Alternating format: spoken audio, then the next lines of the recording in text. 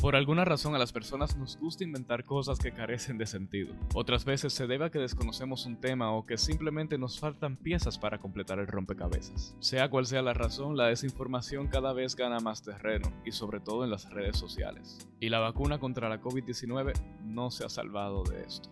Bienvenidos a Cúrate en Salud RD, donde aprender es una cura. Mi nombre es Juan Grullón, Dr. G, e intentaré darle un poco de luz sobre estos mitos que han ganado popularidad en las redes sociales. El primer mito dice que una inmunidad natural al infectarse por COVID-19 es mejor que una vacuna. Este punto se basa en que lo natural es mejor que lo artificial, y esto simplemente no siempre es cierto. Ese argumento es muy usado sobre todo en temas que tienen que ver con la alimentación. No comeré de eso porque tiene químicos, y aunque eso pertenece a otro tema, hay que aclarar algo.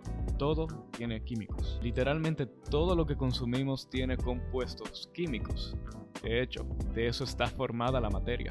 Aunque también es cierto que hay ciertos compuestos químicos que son nocivos para la salud. Y la gran mayoría de los químicos que hacen daño dependen de la cantidad de su consumo. Dice un dicho que todo en exceso hace daño. En cuanto a los ingredientes de la vacuna, estos son químicos que encontramos en productos y alimentos de uso cotidiano. Si te interesa conocer cuáles son estos, te invito a visitar nuestra cuenta de Instagram, donde tenemos un post cual fue publicado el 18 de febrero que toca este tema, sobre cuáles son los ingredientes en la vacuna Oxford-AstraZeneca. Entonces, como les decía, el que algo sea creado en un laboratorio no quiere decir que sea peor que su contraparte natural. Cuando te enfrentas a una infección no tienes garantías de cuál será tu desenvolvimiento en la enfermedad, cómo será tu proceso. Los riesgos simplemente son mayores a la opción de vacunarte. Por ejemplo, ahí está el caso del sarampión. Si decidieras formar anticuerpos a través de una infección natural de sarampión, tu riesgo de muerte es de 1 en 500. Mientras que el riesgo de morir por la vacuna del sarampión es de 1 en 1.000.000. El riesgo es 2000 veces menor. Y es más conveniente para todos adquirir inmunidad por una vacuna que a través del proceso infeccioso como Aquí tal. Te dejo una estadística histórica sobre la enfermedad de sarampión y cómo la vacuna introducida en 1968 hizo un cambio en esta estadística. Estamos en medio de una pandemia. Una vacuna ayuda a controlar los casos y a proteger el sistema de salud. También es importante notar que cada persona puede reaccionar de una manera diferente. Todos nos enfermamos diferente, lo cual conlleva a que desarrollamos una respuesta inmune diferente. Y una vacuna precisamente busca que todos tengan una inmunidad adecuada y lo suficientemente fuerte. Y sin esto no podremos llegar a la inmunidad por rebaño, que es parte de los objetivos de la vacuna. Entonces no, en este caso la opción natural no es mejor, ni un poco. El mito número 2 dice que con la vacuna nos inyectarán el virus. Suena un tanto antilógico que una vacuna que se creó con el fin de protegernos contra el virus nos vaya a inyectar y enfermar con ese mismo virus. Pero fuera de eso hay un espacio para ese pensamiento y tiene que ver con el cómo funciona la vacuna y lo que provoca en nuestro cuerpo. Para entender esto con claridad, primero tenemos que explicar qué es un antígeno. Un antígeno es una partícula o sustancia que nuestro cuerpo reconoce como extraña, reacciona hacia ella y forma anticuerpos o una respuesta inmune. Los microorganismos como el SARS-CoV-2 funcionan como antígenos, pues nuestro cuerpo reacciona hacia ellos con una respuesta inmune luego de que nos exponemos a estos microorganismos. Y una vacuna busca precisamente eso. Nuestro cuerpo reaccionará reconociéndolos como antígenos y generando una respuesta inmune. Y todo esto sin exponernos al virus y sus posibles complicaciones.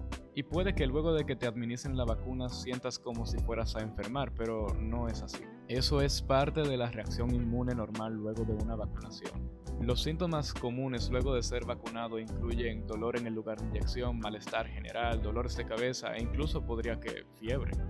Pero esto no es malo, al revés, es bueno. Esto simplemente significa que tu cuerpo está reaccionando adecuadamente. Aunque hay que destacar que no todos presentan estos síntomas y aún así generan una respuesta inmune adecuada. Así que, aunque sientas que enfermas luego de una vacuna, no significa que te hayan inyectado el virus. El tercer mito o malinformación dice que la vacuna no funciona porque luego de vacunarte aún así puedes enfermarte. Y la realidad es que aunque un grupo de personas puedan infectarse aún después de haber sido vacunados, no significa que la vacuna no funcione. El primer objetivo de una vacuna es reducir la mortalidad sobre una enfermedad causada por un agente infeccioso en específico.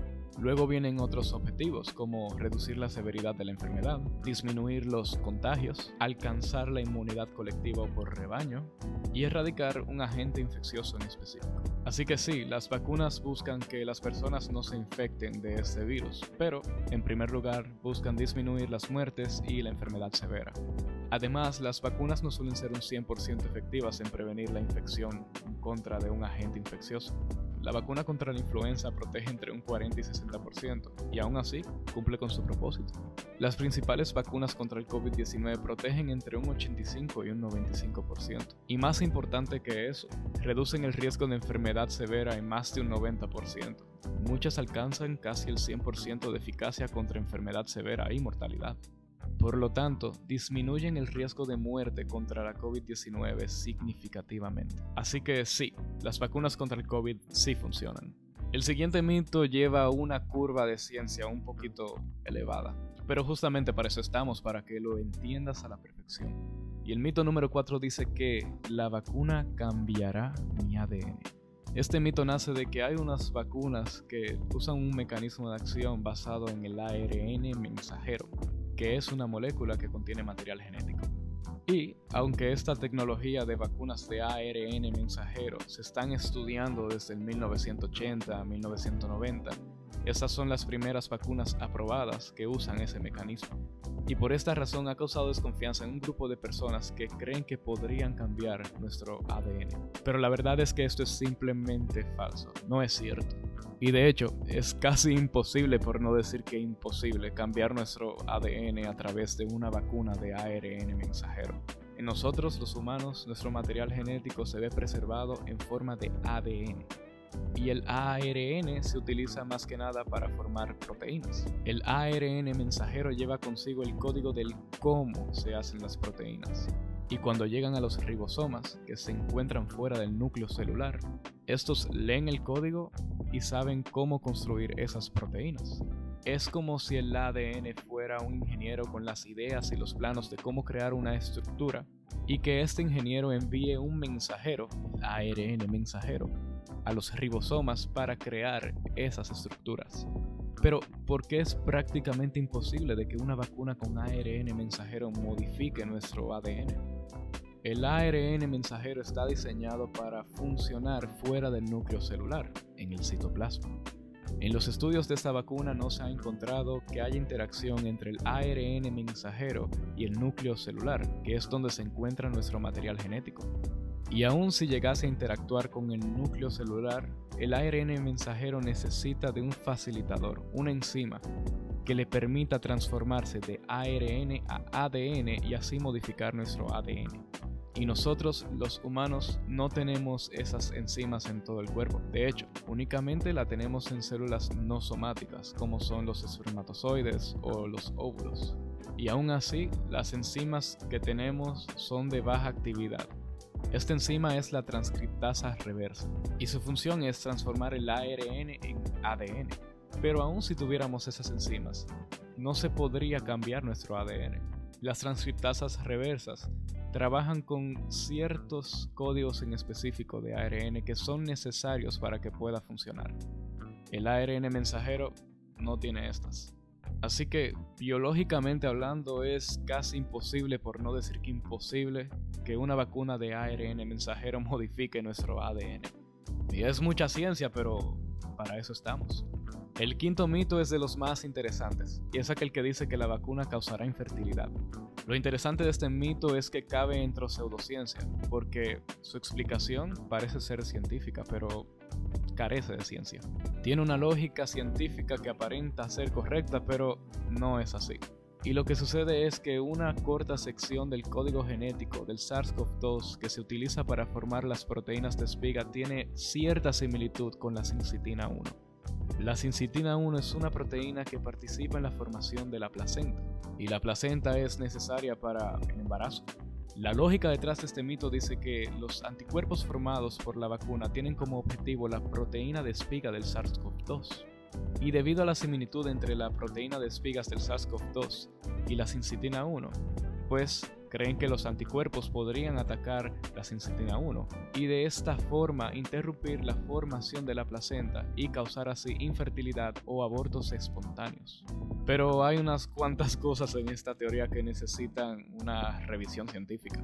Para empezar, no hay evidencia científica que apunte a que esto sea así. Y lo segundo es que sí hay cierta similitud, pero no son idénticas. Ambas proteínas comparten una sección corta de su código. Para hacer una reacción cruzada de anticuerpos se necesita una sección más larga. Lo tercero es que durante los ensayos clínicos de estas vacunas hubo personas que quedaron embarazadas. Y los abortos espontáneos ocurridos en estos ensayos eran estadísticamente de esperarse, y también no hubo relación entre la vacuna y ellos. Además, varios de estos abortos espontáneos pertenecían a personas que estaban en el grupo placebo. Dígase, realmente no recibieron la vacuna. Y cuarto, y quizá lo más importante, es que si esto fuera cierto, las personas que cursaron con la enfermedad natural de SARS-CoV-2, la COVID-19, entonces hubiesen creado anticuerpos que atacarían esta sincitina 1. Y de ser así, una persona que fue infectada con COVID tendría infertilidad o tuviera abortos espontáneos, pero la evidencia no apunta a eso. Así que no, la vacuna no causa infertilidad. Estos fueron 5 mitos de la vacuna contra la COVID-19. Espero que les haya gustado. Si conoces a alguien que tiene una duda sobre este tema o crees que le sería útil esta información, no dudes en compartirlo. Síguenos en nuestras redes sociales en Instagram y en TikTok. Y déjanos en la caja de comentarios tus dudas para poder responderlas. Y ya sabes, cúrate en salud.